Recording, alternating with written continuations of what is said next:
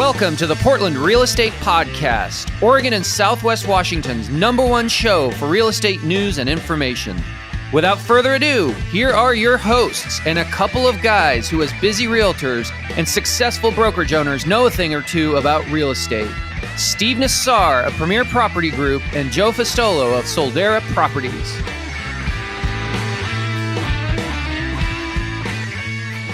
Hey, everybody. Welcome back to the Portland Real Estate Podcast, episode number 143, where we are unpacking the best of masters in real estate. I'm Joe Fistolo with Soldera Properties, and I'm the admin of Masters in Real Estate, which is, many of you know, a private exclusive real estate group for realtors and real estate related professionals, where we talk about big topics. And the best of masters is when we take the most heated discussions with the most remarks and the most emojis and the most comments, and we unpack them a little bit more for you live on the podcast. While you guys are welcome to mention your comments on the live stream. So to ring us in is my buddy and co-host of Premier Property Group, Steve Nassar. Hey, Joe. Thanks for making time today. I'm excited to go into some of these topics. And one thing I wanted you to share, I want to share with our listeners and viewers is, and I didn't always know this, I just found this out. You, as an admin of Masters, have a way to actually go into the back end and see the most active posts. So in the past, when we did this show, I would spend a couple of hours just scanning through, looking for things with the most comments. But you taught me here recently, you shot me an email and go, hey, here's the ones with the most views. And you showed me that really cool link. And so it makes it first of all, makes it easier. But second of all, it makes it foolproof. Like, we truly do have the hottest topics. We're not guessing. They are ranked in order by activity and engagement. So we're going to have some great stuff to chat about today. Yeah. Now I have the list of what we're talking about, but I don't have them organized. So I will do that right now. I'm just making a comment here just to post your questions and comments here. Well, so did you. So we've asked them twice. So please give us your questions and comments as we go through this. So, okay, let's get right into it. One of the things we wanted to talk about, and there wasn't one post about this. There was actually a bunch of posts about it. And as we're talking about it, let's give our viewers and listeners a little bit of guidance as well on how to better engage on Masters. It's about the love letter ban. So the official word is, if you guys recall, so I mean, to kind of give our listeners the rundown on this, last year, Oregon, the state of Oregon, was the first state in the nation to say, look, love letters are bad. They leave room for discrimination. Therefore, we're going to throw the baby out with the bathwater. We're going to assume that all that's being done is people are picking who's going to be the winner based on protected classes. So we're going to ban them. And your buyers can no longer communicate pretty much in any way, because what other way would you communicate with the sellers? I was not a big fan of this. I thought it was overreaching, to put it simply. And it took a lot of meaningful rights. I mean, that's really what this comes down to, is rights from both parties to communicate. And to understand, I mean, as a seller, if you have a special property, maybe that's been in the family for decades and decades, I mean, you may want to know what the buyer likes about the property, what is special to them about it, and vice versa. As a buyer, you want to be able to articulate that so that you have an upper hand, to put it, and it's not just about dollars and cents and money down and things that maybe some buyers don't have an advantage on.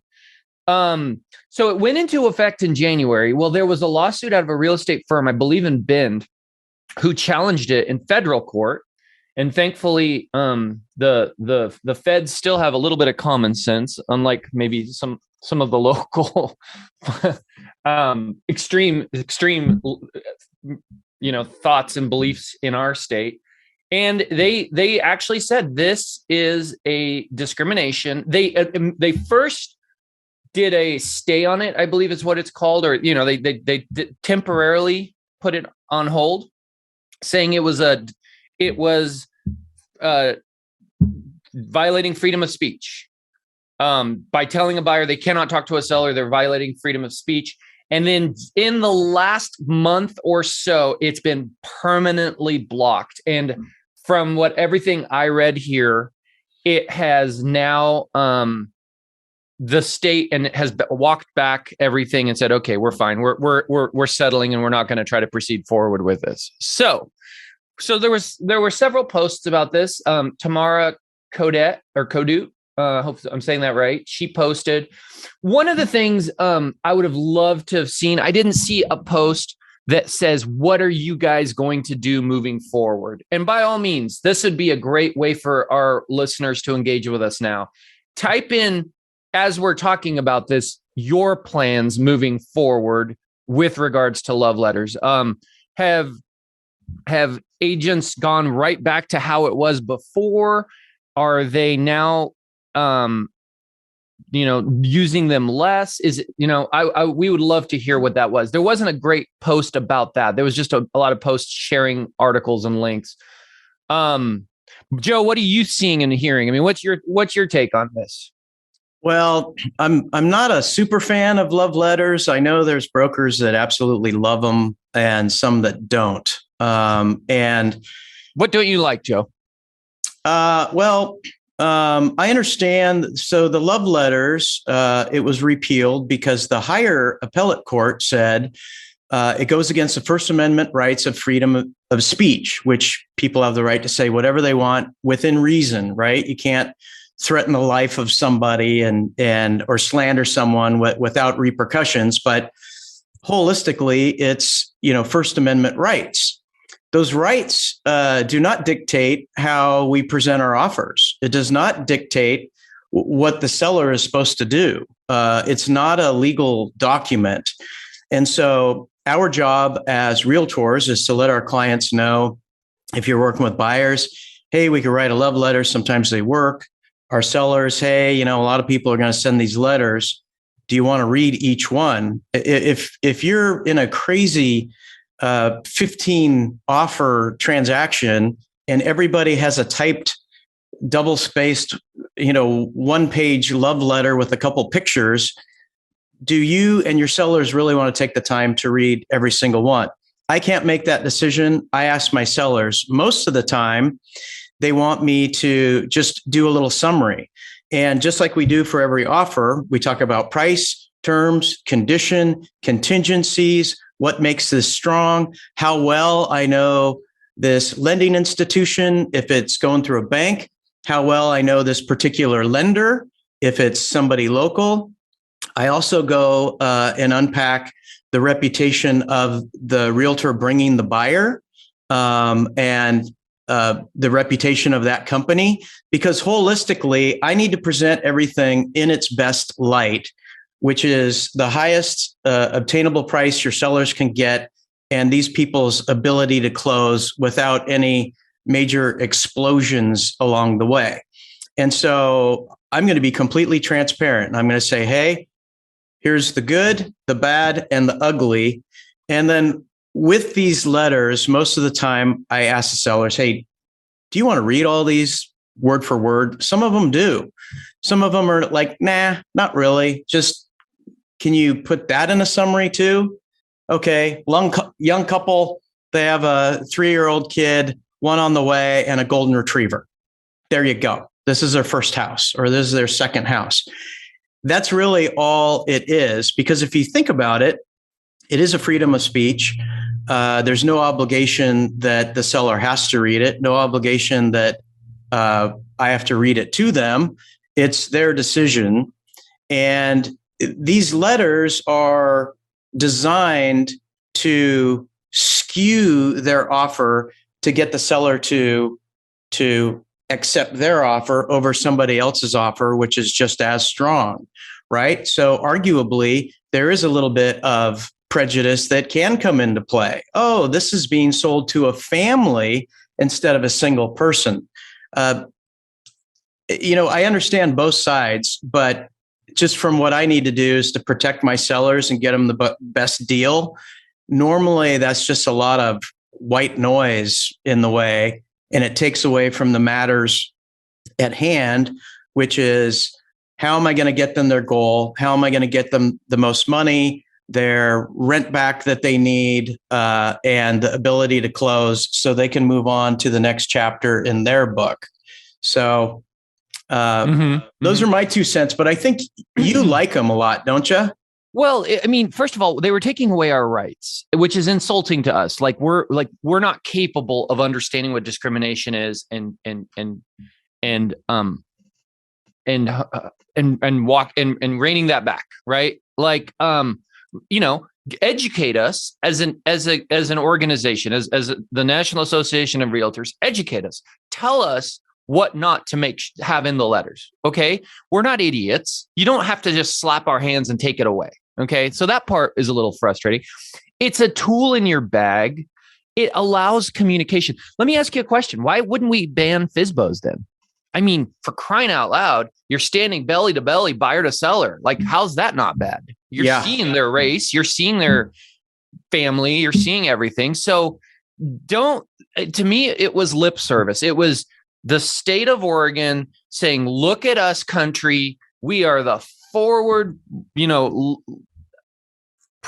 left leaning, we're gonna be the trendsetter in fighting discrimination. Look what we're gonna do, and they're going so far in that direction while not acknowledging the other issues that are problematic, like FSBOs.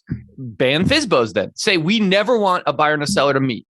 Ever, because when they meet, there's they're going to know what they are. We don't ever want them to communicate.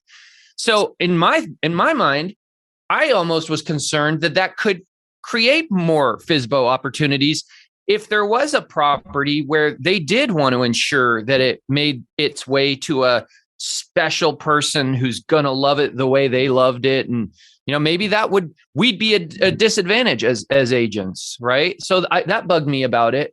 It's disjointed. The whole thing is really disjointed. So this is already covered on the seller level through the listing, because all the fine print in the listing, it's your commission, the date you start, the date it expires, all this other stuff. And then I think it's about like 8 subtexts down. It says, you will not discriminate based on race, religion, sexual preference, any of that stuff. It's all there on the listing. So they already agreed to it. So the ban on love letters and First Amendment rights, it's already redundant, because they already signed off on that, saying, no, we will take the best offer independent of all the other stuff that comes along with it. But then the curveball is so many people, for security and protection and everything else, they have camera doorbells. That was the other thing. Yeah. Thank you for mentioning that. Keep going. The cameras inside, the Xfinity, it tells you the weather, but there's also a camera there. It looks like a little mini iPad. So if you can watch them walking around your house and listening to their conversation, and you could see if it's a family and their nationality, and you can make your own deductions. Isn't that sort of discrimination? So you don't get to see a letter, you just get to watch them and hear them live on your video. Exactly. That to me is the lip service.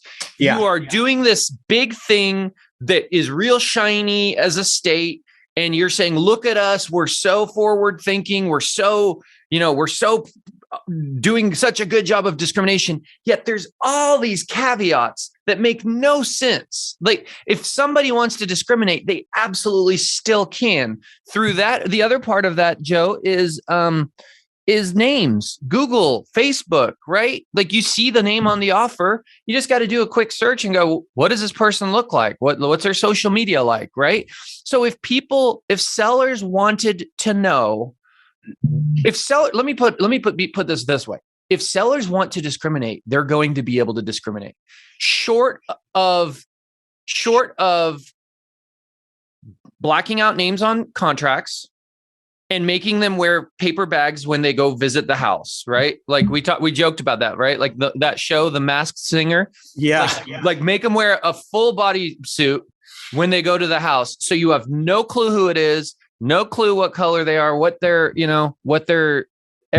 protected classes are.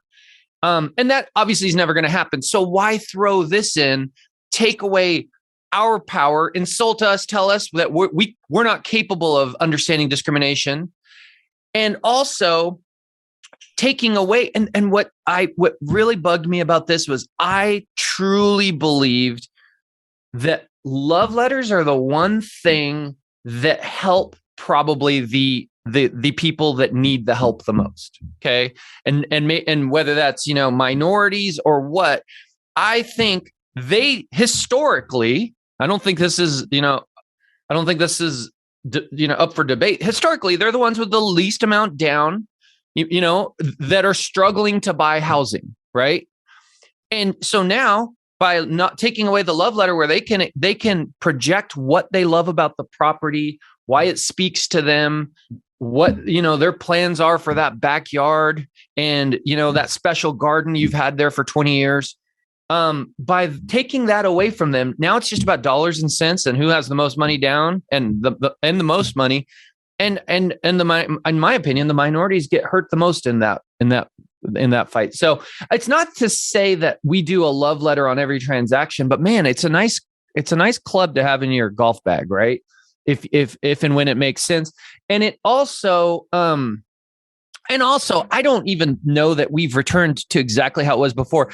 When this came down the pike, I think we went to a format on my team where we started doing more in the body of the email, like talking about, why the clients liked the house versus asking the client to write it. We were kind of shaping things a little bit more.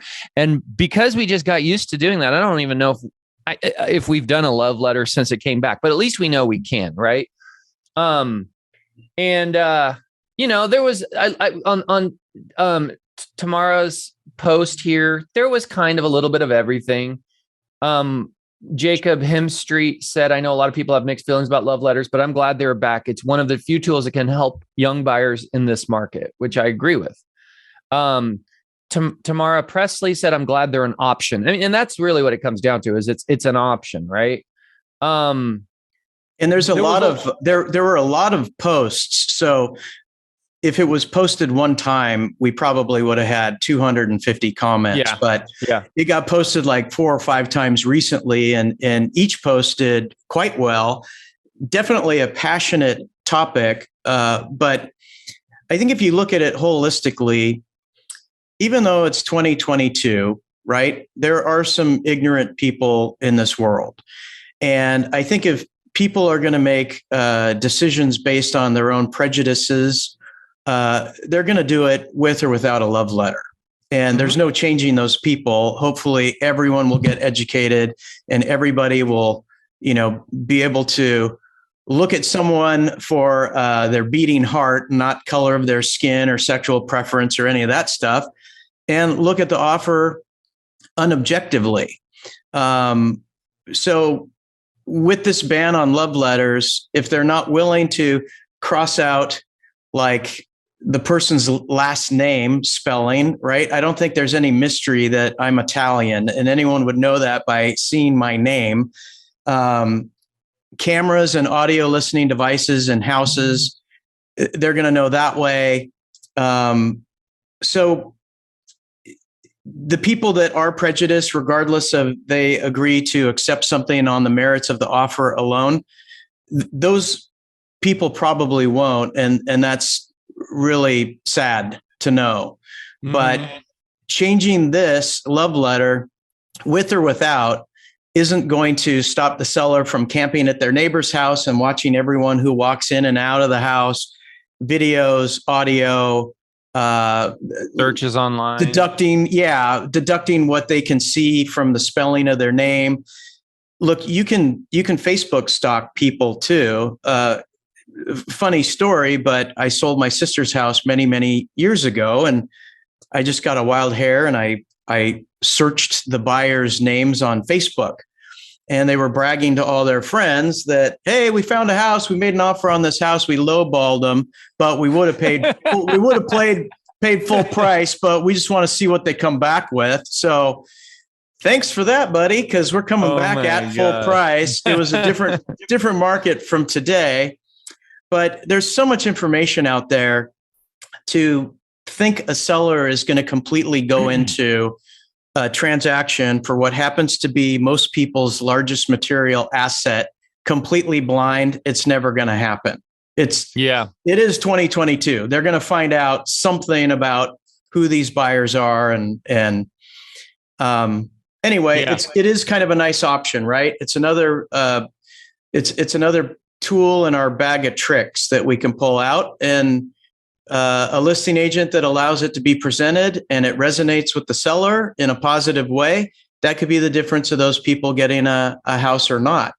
It was just it was a weird path that housing was going down, saying the two parties can't communicate. Can you imagine if you were selling something small like a car or, gosh, some lawnmower, if you couldn't communicate with them, you couldn't tell them.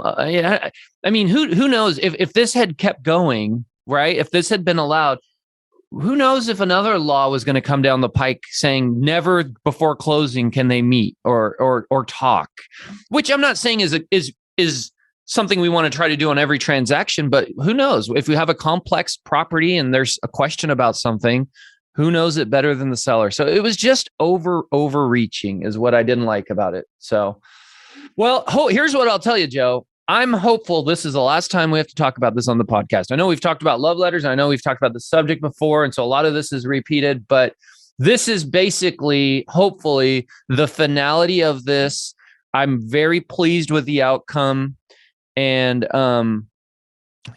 so there we have it. Let's move on to the next. Well, hey, real quick, to round this out. So there's been so many posts on this. We're sort of in a little bit of la-la land. Hey, this got banned January 1st, 2022. It got repealed. And there's some brokers out there that well, technically it's legal. I mean, what do we do? What do you do? And that's what I want to know. What do the members of Masters in Real Estate who are realtors, what do you do when you get a love letter from this point forward? Do you send it to the seller, let them read it, let them decide? Do you paraphrase it? Do you include it in the offer and get initials on it? What do you do moving forward? Because we've kind of talked about everything about the legality. Let's talk about the practicality. Yeah, it's a good question, Joe. There's two goalies. Right? The buyer's agent and the listing agent. And this is where they were trying to take our power. They were saying we are idiots, we are discriminatory, and we can't, police this as agents. And I disagree with that. So as the buyer's agent, if your clients put together something that is talking too much about you as a person, that's problematic.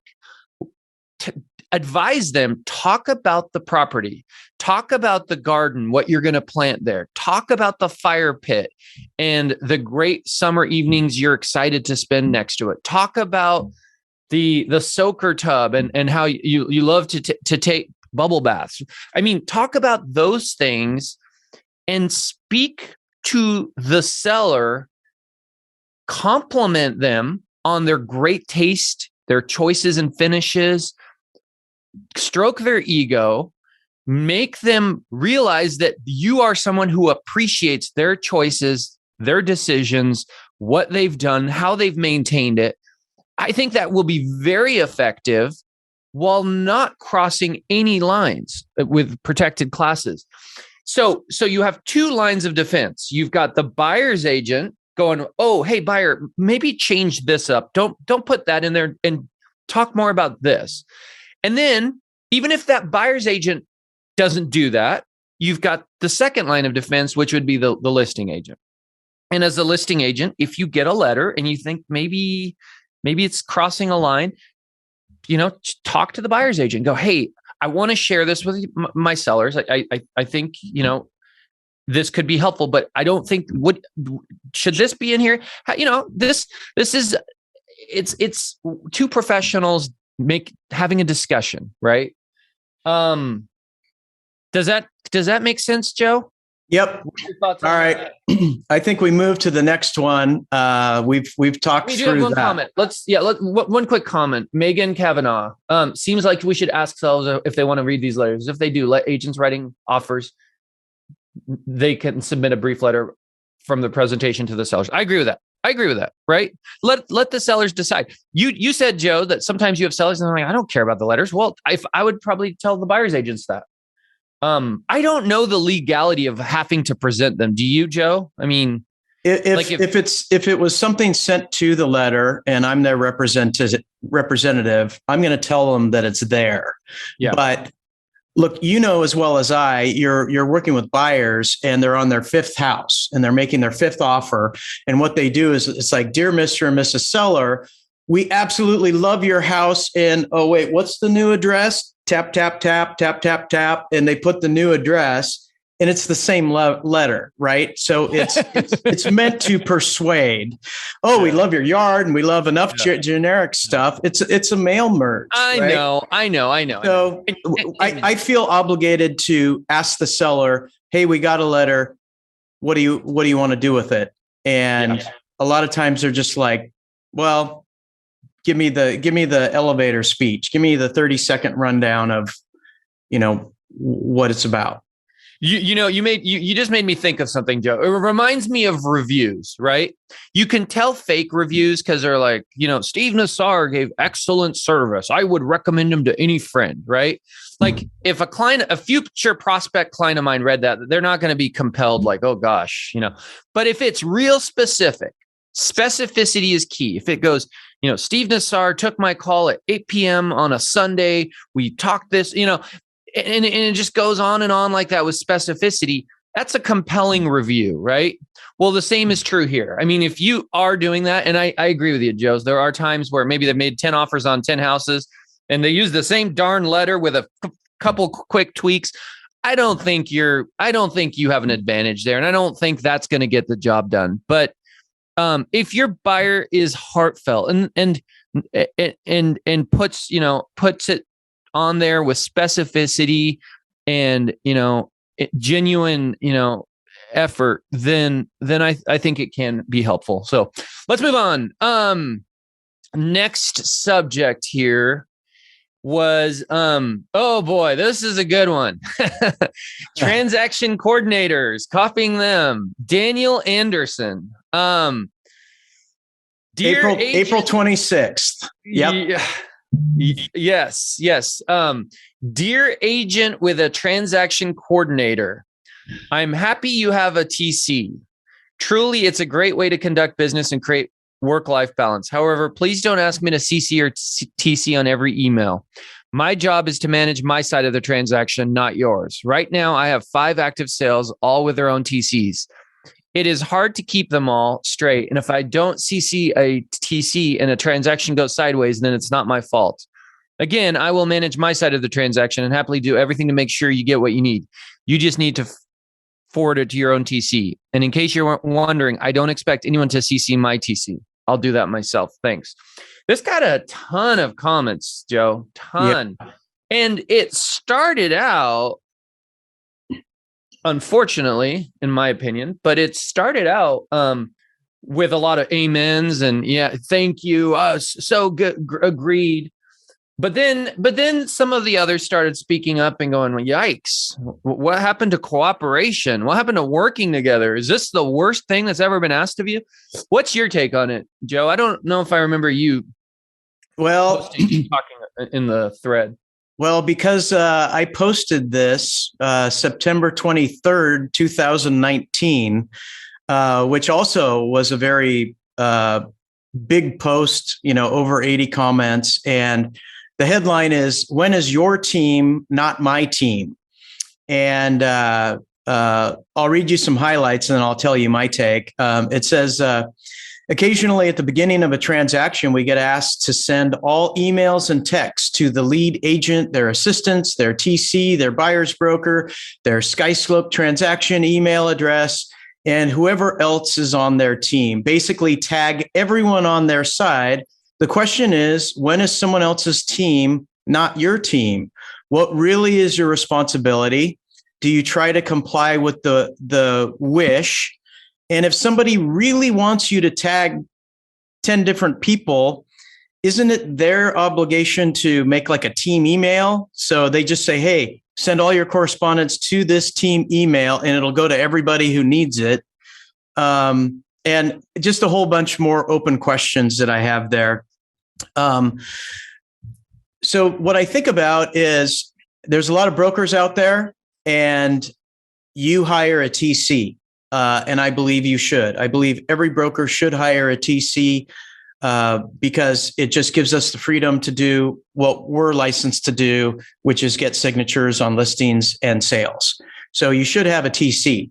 If you don't, the de facto result of not having a TC is you are the TC.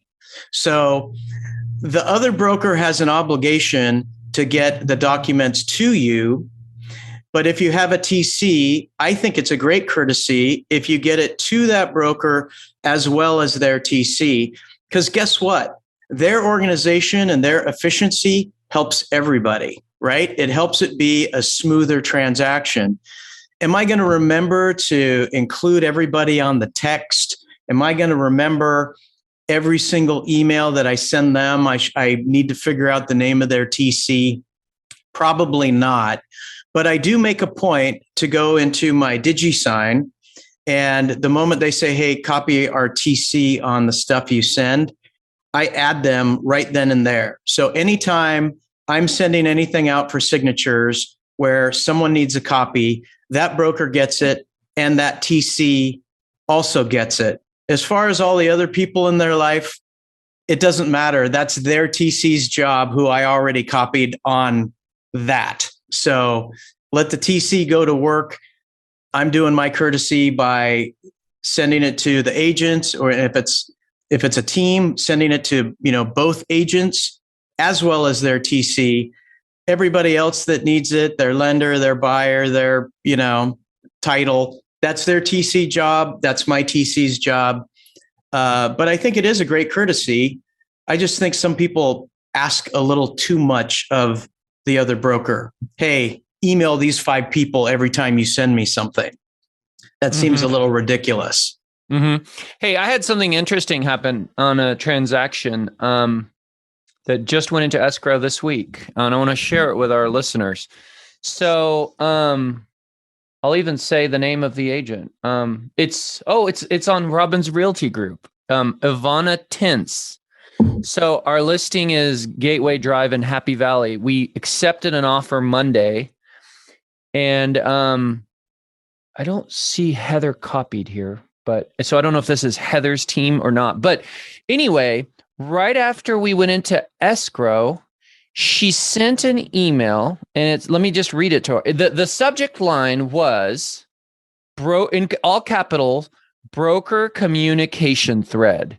Then there's a dash, and then it's the complete address of the listing. Okay. And it says here, hi, Steve and Jennifer. Jennifer's my co-agent. I am Deanne's TC, and we are excited to be working with you. So the agent is Deanne at Robin's Realty Group. Sorry. And we are excited to be working with you on blank, Happy Valley in Oregon. This is the start of our broker communication thread. That sentence is actually highlighted in yellow and underlined. We use communication threads to keep all communication in a transaction in one place. This helps keep each informed and up to date throughout the entire transaction. Please save this email, as we will use this as our primary way to communicate with you. If you have a TC or anyone else you would like to be included on this thread, feel free to add them. This will help keep everyone informed. And then she goes into when the inspection is going to be and a couple things. So the idea behind this, and we copied our TC on this, was whenever you need to communicate, you find that thread and you just reply all to it. I forwarded that to my entire team and I said, let's talk about this at our next listing meeting to see if that's something we want to do. But there was a lot of communication about this. I mean, I want to be clear, Joe. I'm not saying that we as agents shouldn't try to have a team email or do something like this and make it easy for people, and that we should just willy-nilly be going, hey, copy this person or copy that person. But what I didn't like was just the amount of hostility towards this tiny little ask as a favor, right?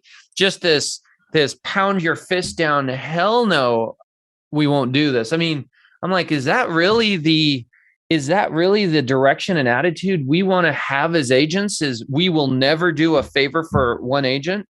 Now, to be fair, to turn the tables, as the agent who has the TC, maybe you should do them a favor and help make it easier, maybe through a method like this, maybe through a team email. But if you don't, that doesn't give the other side the right to just be so, difficult. There was a lot of also sometimes on these threads, I've seen these before, by the way, Joe, obviously, as you said, you've done it before. Sometimes there becomes hatred towards teams in general, which is, its own rabbit hole where they say, I hate working with teams for this reason or that one reason. Yeah. So anyways, there was I actually commented quite a bit on here, and I think we all covered it very well. This thread had 193 comments. That's way up there. I think it was number one on the rankings, by the way, when you... Oh, was it? Yeah. What's the overall consensus? Like people for it, against it? I would say it's close to 50-50. 50%, like this one person, I kid you not, Whitney Peterson, said thank you like 50 times. Literally, the entire comment is thank you. I mean, like 50 times. Yeah. So apparently that person's for it. Yeah. Another one says love this, amen. But then once the other side started talking and saying, wait a minute, doesn't seem to be a very cooperative way to do business. Then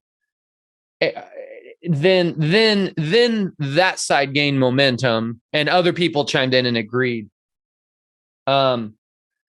So, and one of the things that I didn't like was they said, I'm so busy, I can't remember your TC. And my, one of the things I said is, do you run your business off of memory? Like, what if you're doing a transaction and they want the fiance copied, right? Hey, guy's buying the house, but can you copy my fiance or my dad? Hey, my dad's involved. He's gifting me some money. Do you just go off of memory, or do you have an organized system where you have all the people on every transaction that you need to be managing? So, as well as how they're connected, like connected by an address, an ML number. Yeah. And that's what I do, because all these different TCs out there, you have different names and they're like, hey, please copy so-and-so on all of our correspondence. And you're thinking, you have, a dozen pendings at the moment. And it's like, gosh, what's that person's name? Oh, I can search by address or ML number. Or I can search by that broker's name and find out. And there's a pretty easy solution. So the nice thing is the true professionals in the industry know what it's like trying to juggle all of these deals. And it is a great courtesy if they do remember to copy your TC, as much as they appreciate it when someone copies their TC. For the rest of the world that doesn't like that, and it's not my job and I'm not doing that, well, that's when you take matters in your own hands. You create a group email and say at the beginning, when you correspond with me, please use this email for us. And that way, you have a distribution list where it goes to everybody you need it to get to. Whether that broker is willing to share it with everybody or not, they send it to that one address and it goes to your TC and the people on your team. And sometimes in this business, to protect yourself, you need to take matters into your own hands. For example, there was a trend about a year ago that there's a lot of vacant houses on the market, but they're never vacant, right? The listing agent always puts owner occupied because they absolutely want to make sure that people call, they know who's going in, they lock up the place. And by stretching the truth and saying it's owner occupied when it's not, might make people a little bit more professional than showing it on a whim. Or, the other thing is unadmitted access. You can put a CBS code to make sure lockboxes don't work for everybody unless you have this secondary code. So I think the protective thing that someone who's adamant about, you send me the email and send it to everyone on my team. If you're not having success with people voluntarily cooperating with you and doing that, send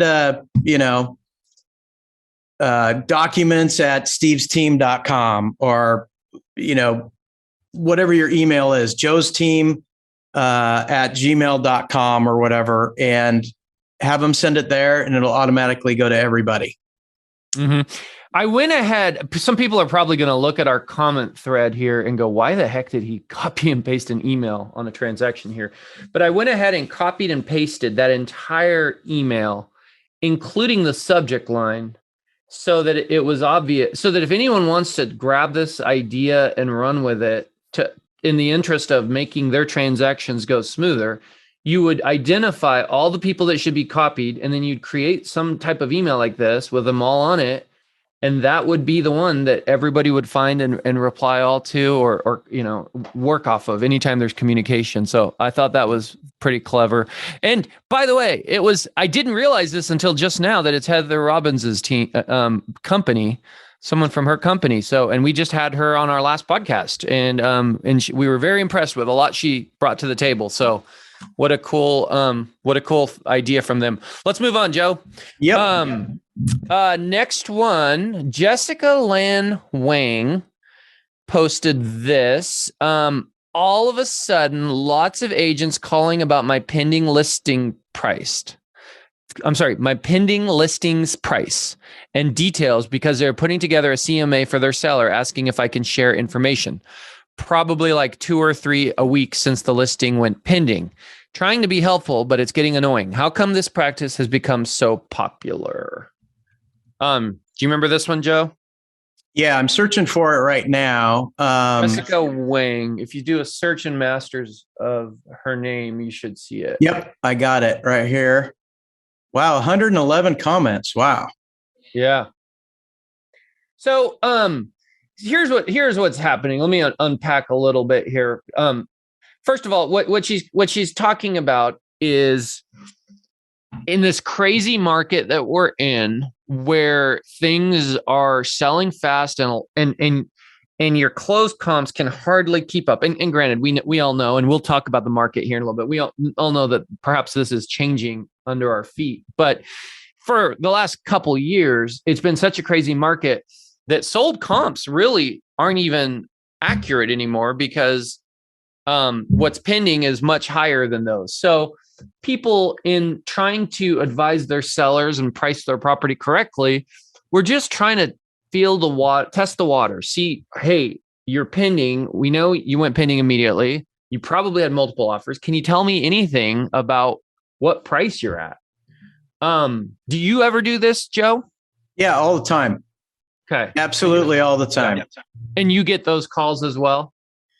Yeah. So I've had calls from realtor friends that say, hey, I'm going to be selling my house and I'm too close to the situation. You know the area. Can you tell me a ballpark? Which, matter of fact, I got to get back to these people quickly. But I do that. And then people are like, hey, look, it's upside down day. You went on the market. You're off in 3 days. Did you get a dozen offers? Was it a nuclear price? Did it go 100 over, 70 over? What can you tell us? Because the comps don't make sense. And I think this is the hardest time to price a house in history, because you price it based on the comps, but it can go, 100 to 185,000 or more over list price. And then some of them sit for a month. And getting a little bit of help when you find the exact comp for what you're about to list, and talk to that broker and say, hey, can you give me an idea? I always give them an idea, because we're not supposed to say the price the seller accepted, because if the deal crashed and it was below asking, everyone would know what they accepted. All you have to do is offer that price. You're giving away kind of inside information. Touched on something really important here, Joe, that I want to talk about, because there's a lot of comments here saying you should never tell what your price was. Okay.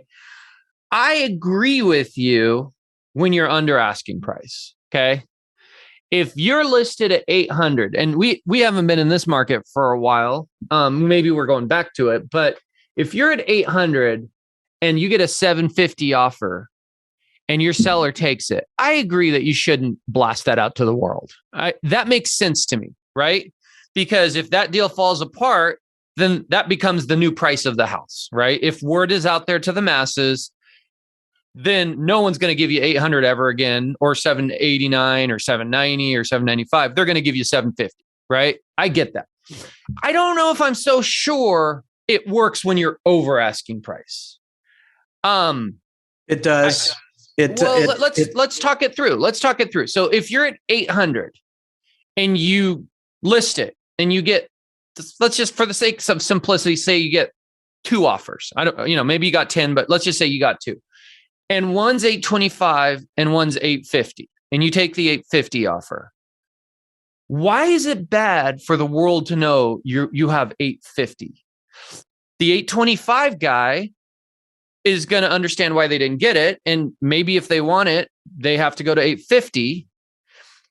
If you relist it, the market spoke at that point. I guess maybe there's an argument that if you relist it, you could go more, but aren't you going to have multiple offers again? Isn't the market going to speak again? Are you following me? Is the belief that, well, if I tell people I got 850, then maybe the next time we go back on the market, if it dies, I won't get 900. I won't get 900. But if you're gonna get multiple offers again, if 900's in the mix, it'll be in the mix, right? Tell me your thoughts on that. Well, I got a hot off the press story for you, because I just checked my email to see if something closed, and it closed 20 minutes ago. Congratulations. I listed something in Sherwood for $559. And we got a whole bunch of offers, and we accepted one for $600. And we got all the way to the finish line, and we were waiting and waiting and waiting for these HOA docs, which just never seemed to arrive. They arrived. These buyers backed out unconditionally because of something in the HOA docs. So we went back on the market again, and we got offers way north of that. Like the highest one was 660, and we accepted 600. We got 660. We got a handful at 6. What was your previous offer, Joe? It was 600. And then you went back on the market. Now you got 660. Okay, keep going. Yeah. So listed at 559. Obviously multiple offers. Yeah. Right? We previously accepted 600. That crashed. We went back on the market, and then we started getting all these 6 1/4s and as high as 660. But the 6 1/4 one had the strongest and best terms. At this point, we wanted someone who's going to perform and close the thing. And it was 25 grand more. So we like to get all of the documentation taken care of up front. So we sent disclosures, we sent advisories, we sent everything, including all of the HOA docs. And on one of those docs, there was a piece of paper from the title company that had the old price, 600 grand. And these these new buyers looked at it and it's like, wow, we came in 25 grand higher than what they accepted before. And that almost killed the deal right there. But then I showed them kind of a redacted. But you're in a new multiple offer situation. Yeah, right? you are. The point is, information is king. And the more information people have, the more they can base their decision. If a house comes back on the market and I know they accepted an offer for $850, I know there's no reason for me to go over $850 because they accepted it before. If it's a multiple offer situation, that may change. Now it's not what the seller is willing to accept. I got to beat the next guy, right? But as long as no one... Technically, why it seems weird to me is the seller is willing to accept the list price and you're over the list price. So we know the seller is willing to accept less, but you, in a multiple offer situation, you are vying to get the house. And so you're doing what it takes to get the house. It is different. Your story is really good. It's a good story. And I get where that could happen, your scenario could happen. But the argument against that is like, look, but didn't you just say you had a 660 offer? Yeah. Like that's what more do you need to say? Well, okay. Yeah, those guys were in escrow at 600, but this guy's willing to give 660. Right. So your 625 is pretty good. Yeah. Well, so the thing that we need to decipher as brokers is if you call and say, hey, Joe, I'm listing the house 3 houses away from the one that you have pending, and I'm having a hell of a time finding comps. Could you tell me anything about it? I'd probably tell you everything about it and be completely transparent, because you're not calling because you have a buyer and you want to be a backup offer. You were checking. At least be vague, right? At least be vague. Don't be tight-lipped and say, nope, can't tell you anything. Say, yeah, we're quite a ways over off asking, we're about 10% over. We're north of 8, we're well north of 800. Give some guidance, right? Yeah. So that you're being helpful. Goes back to that. Keep going. Well, yeah. It's so you tell the person, you're hot, you're cold. You kind of give them an idea of the price and you give them an idea of the terms. And the people I know really well, I would probably be completely transparent, but Absolutely. I'd never admit that, especially on a live podcast to, 20,000 subscribers. Yeah. But I would probably, if you called me and wanted to know for comp purposes, I'd probably tell you the whole story. We had this many offers. This is what it looked like. This is what we're dealing with. Yep. I totally agree. Yeah. And I'm not saying put it in the private comments or public comments. I agree with you. If you know the agent that's calling you really well, you're probably going to share a lot. And if you know someone less, but at least give them some warm, cold, hot, north of this, well north of this. Sure. Just barely north of this. I mean, give them something so that you can help them in their world, their sellers, based on, what is a real-time comp happening right there. So this post from Jessica Wang, which was just, she was griping that she's just getting a lot of those, and there was a lot of good feedback here. There's a lot of back and forth, and a lot were defending the practice, saying like, look, we're just trying to help our clients the best we can in this crazy market, and we don't want to just blindly go off of, if it's the exact same house 3 doors down and you listed at 800 and you went pending in 2 days, in a historically normal market, you'd go, okay, we're going to price it at 800. But what if they're pending at 900, right? Maybe you shouldn't price at 800. So that's what people are trying to learn. And I think we could have a little bit more grace there and be a little bit more helpful.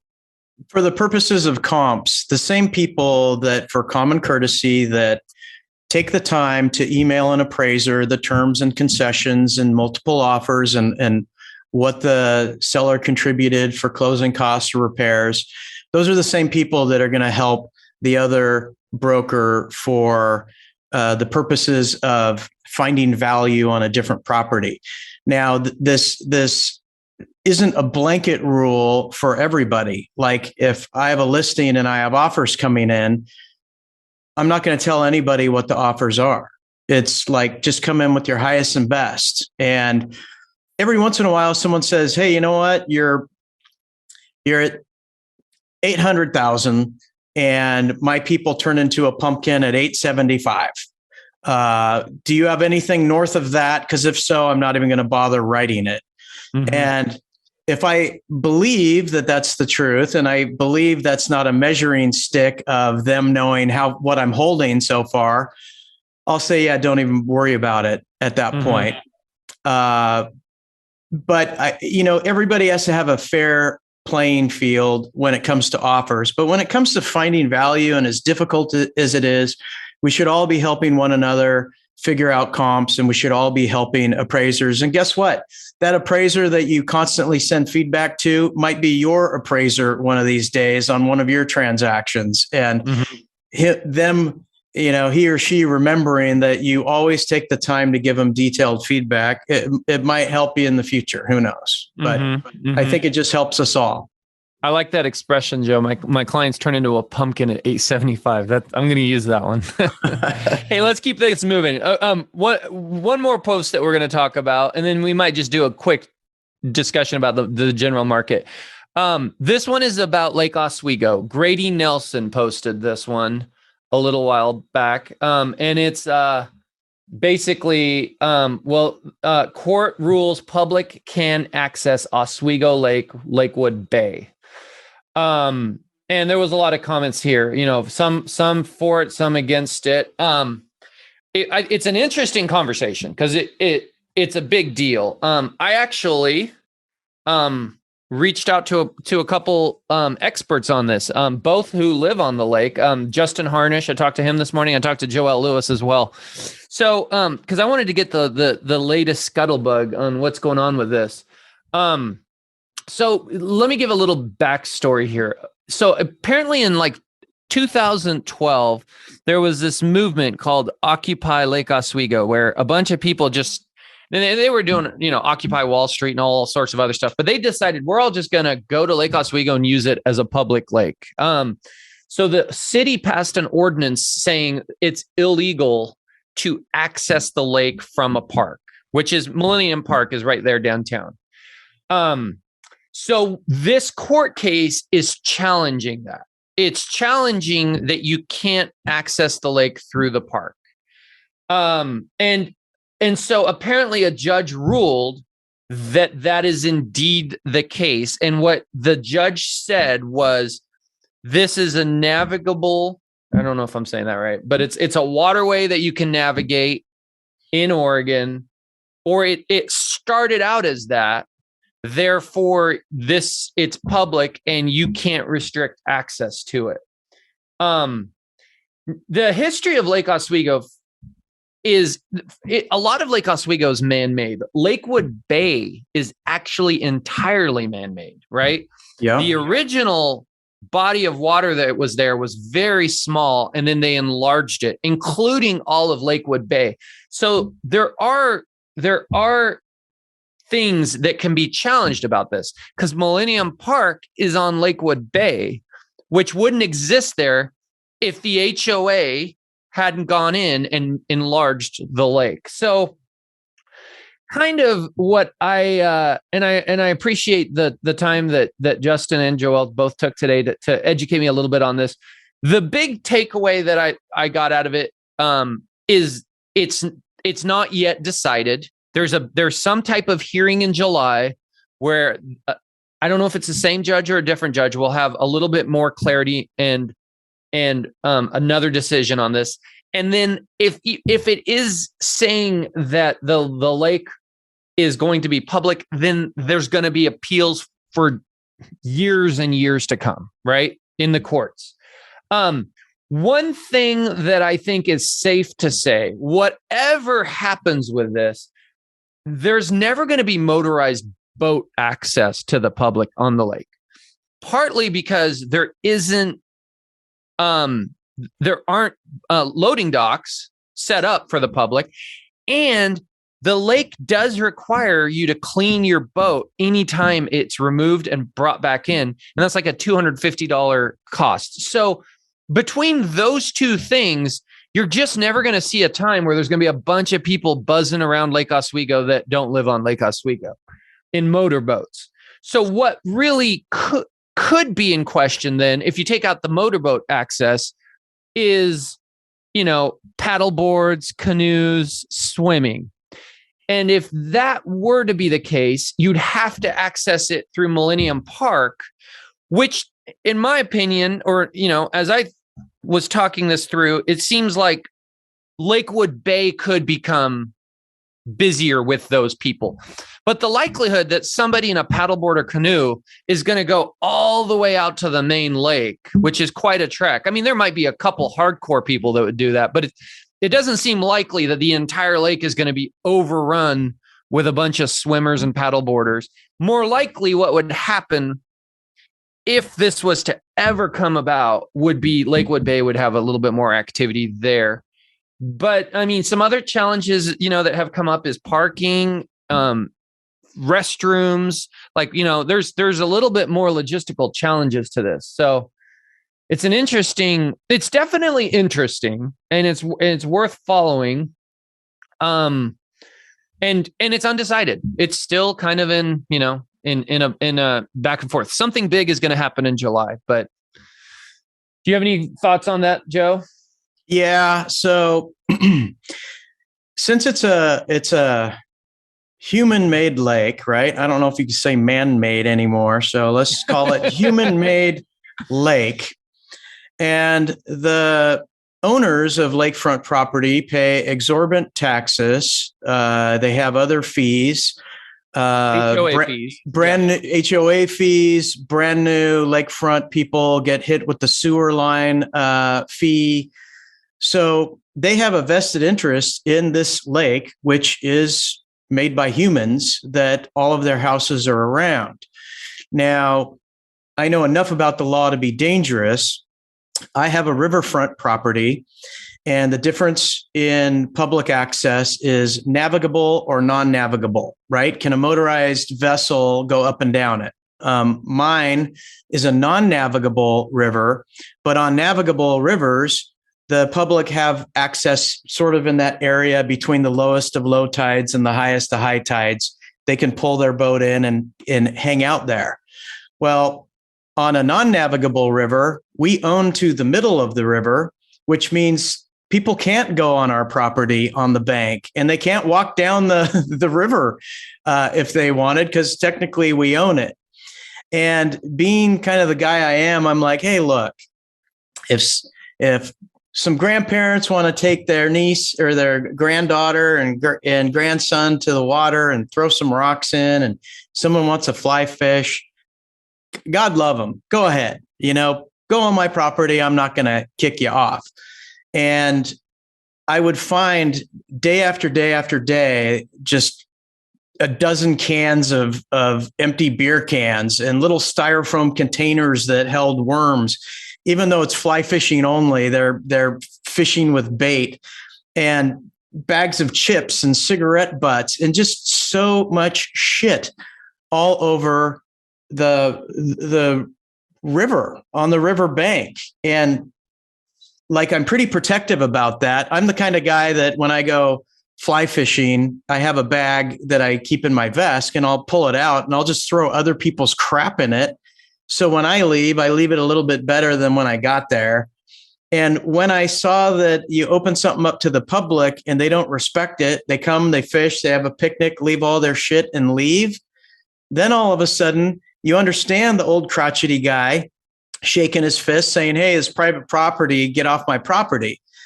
And these guys are like, man, what a jerk. And it's like, no, we have 50 instances of us letting people come hang out and have to clean up after them. So I don't necessarily think it's a bad thing if the lake remained to just the people that live on the lake or close enough by that they have their own easements. And the other thing is, I think this is going to be an uphill battle because if you live on the lake, you've done a couple good things in your life and made some money, and you got some firepower behind. Where are all the attorneys? They probably live on the damn lake. But people fighting it are going to be people on the lake, because you have, great realtors, you have doctors, you have lawyers, you have people with money fighting to protect was once theirs, and now it's kind of open up to everybody. But there is no denying, if you do open it up to the public, you're going to get more trash, you're going to get more noise. It's just going to happen. And Grady, he's with Soldera Properties, and he doesn't live on the lake, but he has a boat, and he goes out constantly on the Willamette, and very in tune with all the laws of filling up your ballasts for wakeboarding and water skiing and anything boating he knows about. And he's a great guy. I don't know his stance on this about the lake, but if you make a landlocked human-made lake and built a community around it, it should be for that community. Who's to say that people can't go out to Wilsonville, to Randy Sebastian's development? Remember? And he had that little lake, and then there's an area that is Willamette too. I mean, who's to say that the public can't just go there and whoop it up? I mean, that would kind of destroy that whole feel. Yeah. Justin said the judge kind of made a call that had no precedent. And where she said, or he, I don't even know if the judge was a guy or girl. But they said that because initially it was, well, remember too, Joe, the Lake Oswego is fed by the Tualatin River. So there is a component of public, exposure of a body of water. Also, I believe the judges, the decision they made was, though most of the lake is man-made or human-made, there was a portion of it that was an existing navigable body of water. And so their interpretation is that translates to it's now entirely navigable versus being human-made. It's very complicated. I mean, there was no two ways about it. There's a lot to unpack here, probably more than we could ever do in this podcast. But it is an interesting thing. I'm with you, Joe. I would absolutely prefer that it stay the way it is today, and that there isn't just a bunch of mullet wearing, Pabst blue ribbon beer drinking, canoers out there. I'm kidding, of course. But because I think I agree. It's a homeowners association. I see it the way you see it, right? Like no different than if you have a homeowners association with a rec center, right? Not everybody gets to go use the rec center. Well, this is their rec center is Lake Oswego. And so it's definitely something to keep an eye on, and we'll it'll be something to follow. Hey, real quick, and we gotta wind this down, Joe. Hey, what are you seeing in the market? What's in the last month or so? It's correcting. It's correcting. And it's funny if you look at the first rule of Fight Club is don't talk about Fight Club, and the rule of real estate is don't talk about a changing market, right? Well, there's a point where all realtors are sort of forced to acquiesce that the market's changing. And when there's so much media and so much news and so much statistics that people are making less money now and title is being transferred a little less now, that people who were the naysayers are like, well, yeah, it's correcting, but it needed to, but it's not going to be like 2008, right? Because if they keep ignoring it and saying it's a fabulous time, people are going to start thinking of them as dishonest because everything else says we're correcting. So it's obvious to just about everybody that it is correcting. Now, the question is how much? And just right before we went live a couple of days ago, Jordan Matten said, hey, what are you guys seeing? How much do you think our inventory is going to be? I do see it increasing. I know we have a shortage of supply, so that's artificially going to keep the demand there. But if you're at mid fives for interest rates and buyers are getting exhausted of making offers and being one of 10, one of 12, one of 15, and they're on 8-0, and do they really want to look for a ninth house to make an offer on? I think some people are tapping out, and just like the refis have tapped out, I think there's a lot of people that are saying, you know what?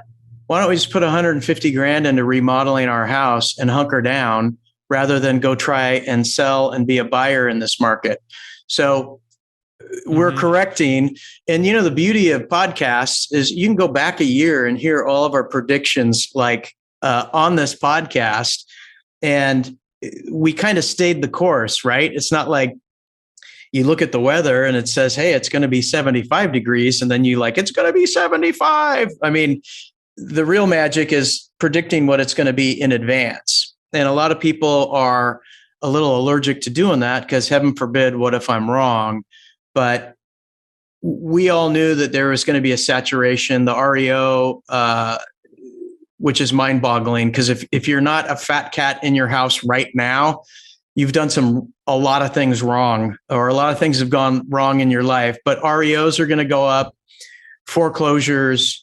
I think we're going to build inventory, but it's going to be crappy inventory, because when the market stops and flattens out, it's impossible to identify trends at the peak or at the bottom, right? Because they're still doing their comps from like a week ago and a month ago and 2 months ago. So when it adjusts and flattens out, all of the sellers will still be on that appreciation trajectory. And we're going to build a lot of crappy, overpriced inventory, and we will see price reductions, and that'll be the start of it. Is it still going to be a good market for good realtors? Absolutely. But yeah.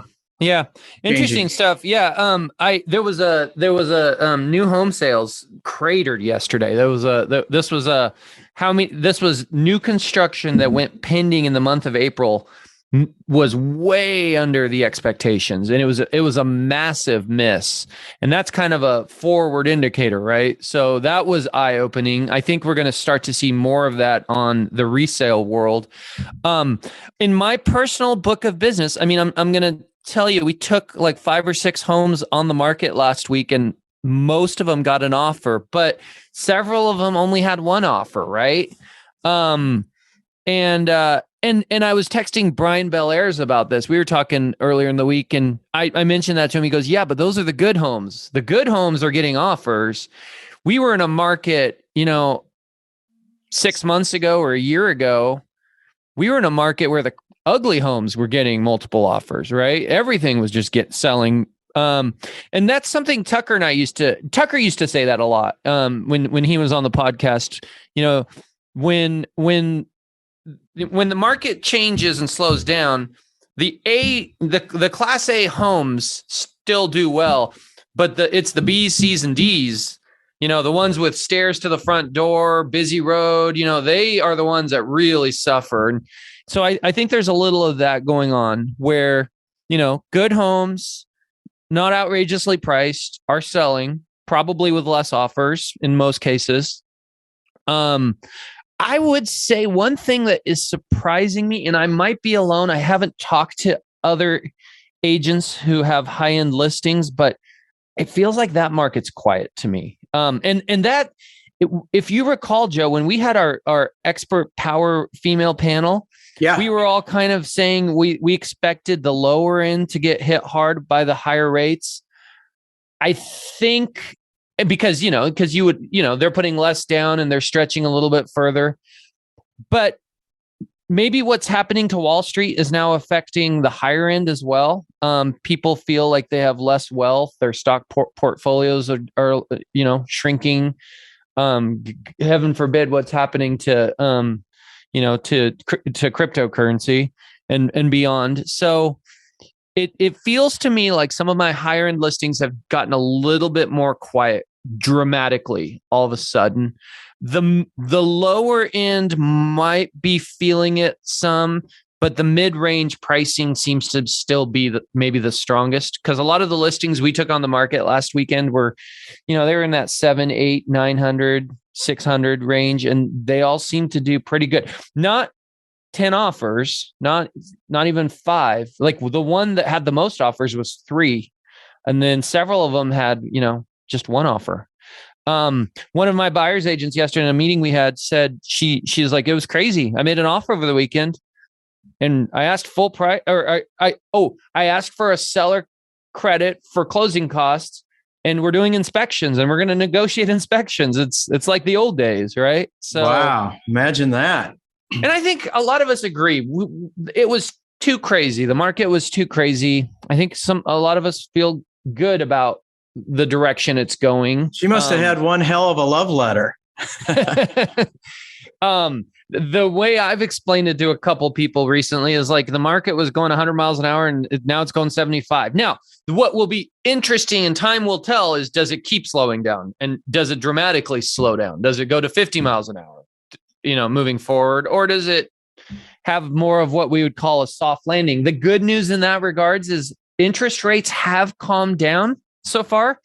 We're in the mid-low 5s. When we did our expert panel with our three powerhouse ladies, we were kind of at the higher 5s, and we were wondering if we'd be sitting here today or next month in the 7s. So far, that isn't happening, and I think that's really great news for housing. So, yeah, there you have it. Any final thoughts? If you're a realtor and you want to stay in the business, be as professional and educated as you possibly can and make yourself inflation proof. And that's not a Joeism, that's a Warren Buffett quote. I'm paraphrasing, but be the absolute best you can possibly be in your field. You will be inflation proof. And the number of realtors active today will be cut in half in the next 3 to 5 years. That's my prediction. Yeah. Warren Buffett's always been a guy of great wisdom. I remember during the Great Recession, he said the same thing. He said, whenever the economy tanks, the best thing you can do is be a good earner. And that's beyond real estate, right? Be a good earner. If you're a doctor, be the best doctor. If you're a realtor, be the best realtor. He even said, it was pretty interesting. He said, I don't care what currency we're trading, you'll make the most of it.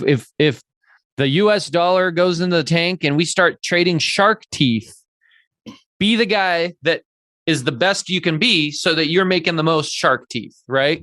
And the same applies towards inflation, right? I mean, the people I worry the most for with regards to inflation, to be honest with you, are the people that are retired and out of the market, right? Out of the earning market, because they only have so many dollars allotted for to live off for the rest of their life. And they're not getting the benefit of making higher wages. As realtors, we're making larger commissions because home prices are up, right? So we have an inherent built-in raise. Every time home prices go up, we get a built-in raise. We don't even have to ask for the extra money. Other people in other industries, Target and Walmart, they came out with horrible earnings reports because their costs are going up and faster than they can raise their prices. And so we don't even have to raise our prices. They just naturally go up as the housing prices go up. So we're in a pretty fortunate industry in that regards. But I 1,000% agree with you. Be a good earner in any economy. You'll do okay. All right. Let's wrap this up. That's a wrap. Well, thanks for tuning in to episode number 143. Make sure you like, subscribe, tell your friends. And we have a great guest next month, which you guys are all going to love, announcing some huge news. That's all the teaser you get. See you next time.